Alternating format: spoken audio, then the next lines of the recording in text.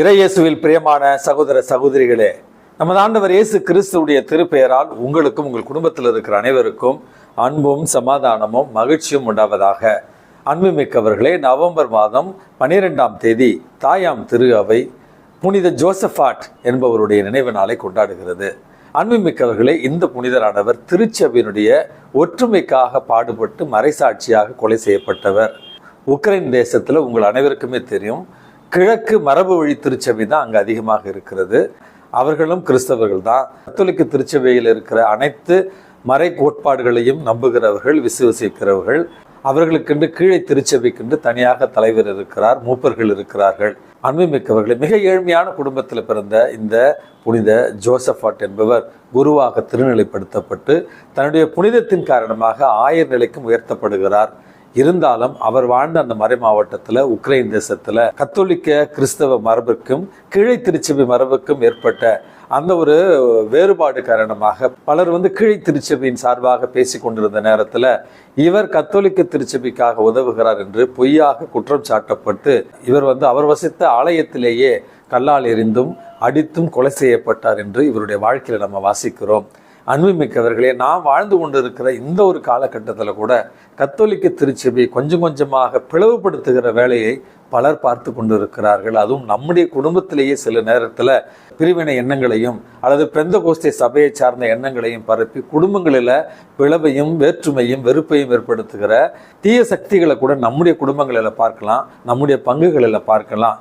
இந்த புனிதரிடமிருந்து நாம் கற்றுக்கொள்ள வேண்டிய பாடம் என்பது தாயாம் திரு அவை, கத்தோலிக்க திரு அவை மட்டுமே இயேசு கிறிஸ்துவால் நேரிடையாக திருத்தூதர் பேதுரு அவர்களால் கட்டி எழுப்பப்பட்ட உண்மை திருச்சபை. இந்த ஒரே திருச்சபையில தான் 2000 ஆண்டுகளுக்கு மேலாக அப்போஸ்தலிக்க பாரம்பரியம் என்று சொல்லப்படுகிற திருத்தூதர் பேதுருவிலிருந்து இன்றைக்கு பரிபாலனை செய்கிற திருத்தந்தை பிரான்சிஸ் வரையில அந்த அப்போஸ்தலிக்க பாரம்பரியம் இருக்கிறது.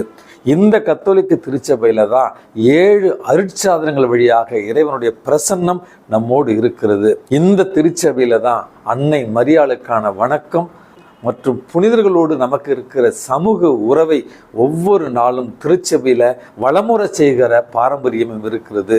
ஆகவே அன்புமிக்கவர்களே, இந்த புனிதருடைய பரிந்துரையால் எல்லா நேரங்களிலும் கத்தோலிக்க திருச்சபையினுடைய ஒற்றுமைக்காக நம்ம ஜெபிக்க இன்றே முடிவெடுப்போம். அன்புமிக்கவர்களே, இன்றைக்கு நமக்கு கொடுக்கப்பட்டிருக்கிற நற்செய்தி வாசகத்தில் நம்ம ஆண்டவர் இயேசு கிறிஸ்து ஒரு அழகான உவமையின் வாயிலாக ஒரு வாழ்க்கை பாடத்தை சொல்லித் தருகிறார்.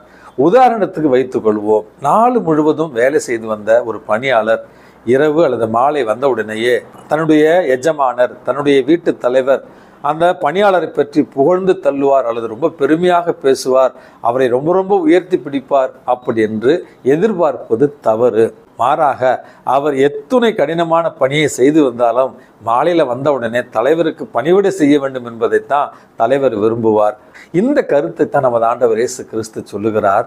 இந்த கிறிஸ்தவ வாழ்வில் நமக்கு தாட்சியும் எளிமையும் அதோடு கூடிய பிறரன்பு பணிகளும் நமக்கு இருக்க வேண்டும் அப்படி என்பதை நமக்கு தெளிவுபடுத்துகிறார்.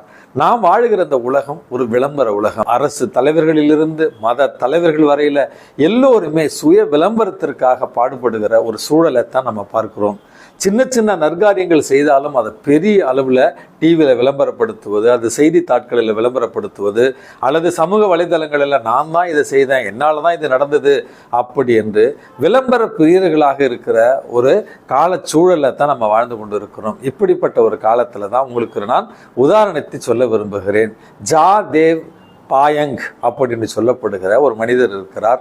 அசாம் மாநிலத்தைச் சேர்ந்தவர். 1979 ஆண்டு அவர் 16 வயது இளைஞராக இருக்கிற நேரத்தில் அவர் வாழ்ந்த அந்த பகுதியை பார்க்கிறார். சுற்றுச்சூழல் கொஞ்சமாக மாறி போய் இயற்கை கொஞ்சம் கொஞ்சமாக அழிக்கப்படுவதை கண்ட அந்த ஜாதேவ் பாயங் என்பவர் கொஞ்சம் கொஞ்சமாக சுற்றுச்சூழலை மாற்ற முயற்சி செய்கிறார். தான் வசித்த பகுதிகளிலிருந்து ஒரு நாளைக்கு 5 செடிகள் 6 செடிகள் என்று மரங்களை நட ஆரம்பிக்கிறார் அந்த ஜாதேவ் பாயங் என்பவர். அன்புமிக்கவர்களே, இன்று வரையில அவர் 1560 ஏக்கர் நிலங்களுக்கு தன்னுடைய சொந்த கையாலே மரங்களை நட்டு மிகப்பெரிய ஒரு காட்டை உருவாக்கி இருக்கிறார். அந்த காடுகளில் இருக்கிற விலங்குகளுக்கு ஒரு இருப்பிடத்தை உருவாக்கி கொடுத்திருக்கிறார். அந்த காடுகளில் நீர்நிலைகளை காடுகளை ஏற்படுத்தியிருக்கிறார். அந்த காடுகளில் பறவைகளுடைய சரணாலயங்களை அவர் ஏற்படுத்தியிருக்கிறார்.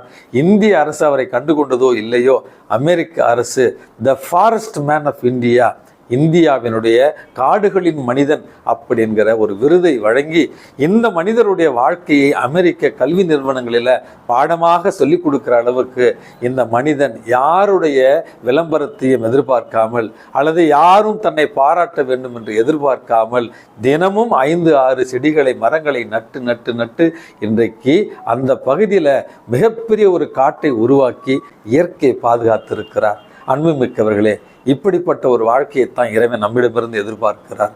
நம்முடைய கடன் பணி செய்து கிடப்பதே, மற்றவர்கள் நம்மை பார்க்க வேண்டும், மற்றவர்கள் நம்மை பற்றி உயர்வாக கருத வேண்டும் என்று எந்த ஏக்கமும் எதிர்பார்ப்பும் இல்லாமல் நாம் செய்கிற பணிகளை இறைவன் மட்டுமே பார்க்கிறார். இறைவனுடைய திருமுன்னிலையில் நாங்கள் என்னுடைய வெறும் பணிகளை மட்டுமே செய்தோம், நாங்கள் வெறும் பணியாளர்கள் மட்டுமே என்கிற தாட்சியுள்ள உள்ளத்தோடு பணிகளை செய்தோம் என்றால் இறைவனுடைய பார்வையில் நாம் உயர்த்த பெறுவோம் என்கிற அழகான செய்தியைத்தான் இறைவன் இன்றைக்கு தருகிறார்.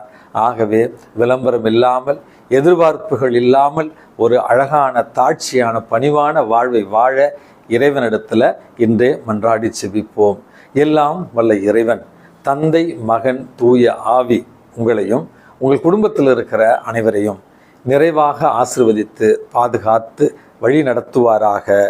ஆமேன்.